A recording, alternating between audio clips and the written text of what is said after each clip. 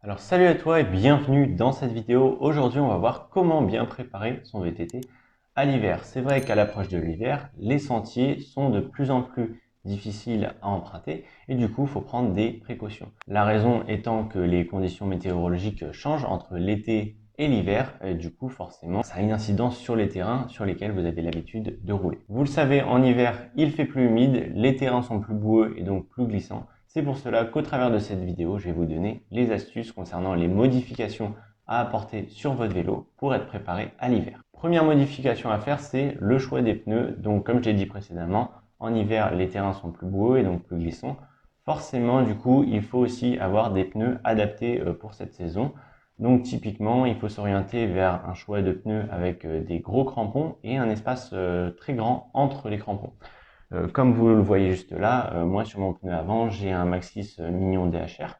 Et honnêtement, il fait vraiment le taf en hiver parce que du coup, il évacue parfaitement la boue. Et de toute façon, même en été, il a un grip incroyable. Donc, si vous le voulez, je vous le recommande. Parce que le problème est que si l'écart entre vos crampons est tout petit, le problème c'est que la boue va venir se coincer entre vos crampons et que même avec les tours de roue, même si votre roue tourne très rapidement, justement la boue ne pourra pas s'évacuer correctement et elle va s'accumuler au fur et à mesure des kilomètres, ce qui va vous faire perdre de l'adhérence. C'est pour ça que juste précédemment, je vous ai dit des gros crampons avec un gros espace entre les crampons pour correctement évacuer la boue. Deuxième chose à faire pour préparer son VTT à l'hiver, c'est de baisser la pression de ses pneus. Je vais vous expliquer tout de suite à quoi ça sert. Comme on l'a dit précédemment, en hiver, justement, les terrains ils sont mouillés et donc forcément, on a plus tendance à glisser.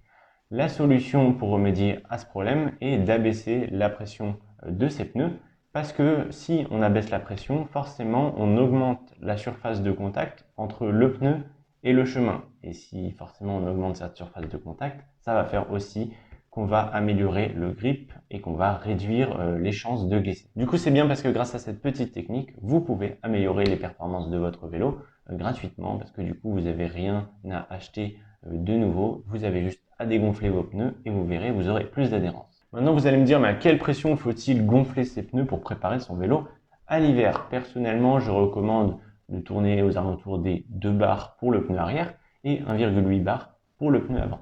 Bien évidemment, il y a une différence de pression entre le pneu arrière et le pneu avant, mais ça, je l'ai expliqué dans une autre vidéo. Je vous la mets juste en haut si vous voulez aller jeter un coup d'œil, il n'y a pas de souci. Bien évidemment, les valeurs que j'ai indiquées précédemment concernant la pression des pneus sont à prendre avec des pincettes, c'est des valeurs indicatives parce que justement, la pression des pneus est vraiment personnelle.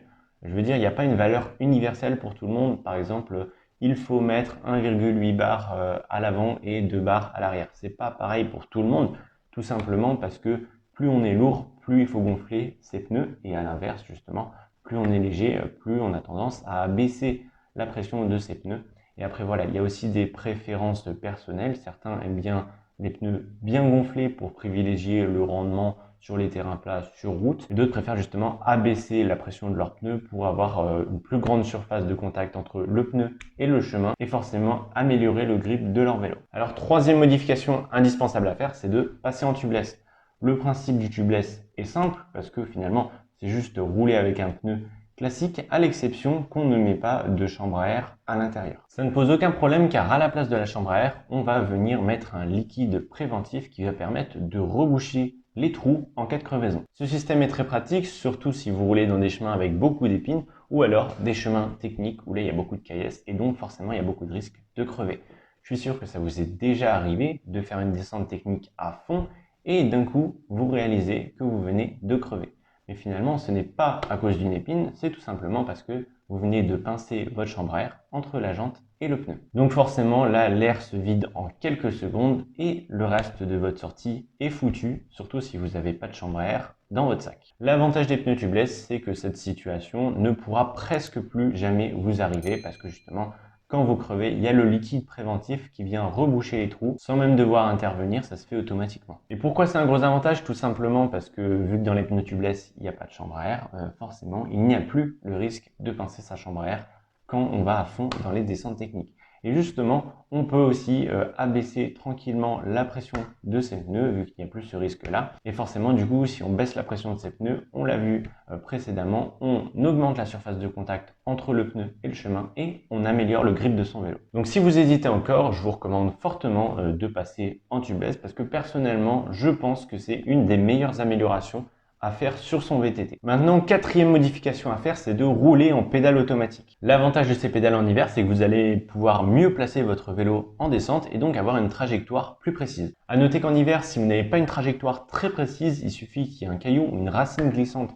sur votre passage parce que vous avez mal placé votre vélo et hop, vous tombez parce que vous n'aviez pas prévu de rouler dessus. Au moins avec les pédales clipsées, automatiques, vous appelez ça comme vous voulez, étant donné que vous êtes attaché aux pédales, vous pouvez correctement placer votre vélo très précisément, notamment dans les descentes techniques, donc vous avez moins de risques que ce genre d'incident vous arrive. Un dernier avantage des pédales automatiques en saison hivernale, c'est que ça va t'éviter de glisser. Je m'explique. Par exemple, il t'est déjà sûrement arrivé le cas de figure suivant.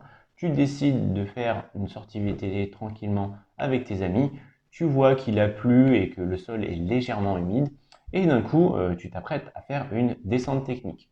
Donc là, tu es avec tes pédales plates, tranquillement, tu prends bien appui sur tes pédales, justement, avec les petites vis qui permettent d'avoir du grip sous tes chaussures. Et d'un coup, ton pied glisse de la pédale, et du coup, là, ta pédale vient râper sur le long de ton tibia, et après, tu as toute la peau du tibia qui est arraché. Désolé pour cette scène un peu gore, mais j'étais obligé de l'expliquer. Moi, ça m'est arrivé plusieurs fois et c'est pour ça que j'ai beaucoup de traces de pédales sur mon tibia.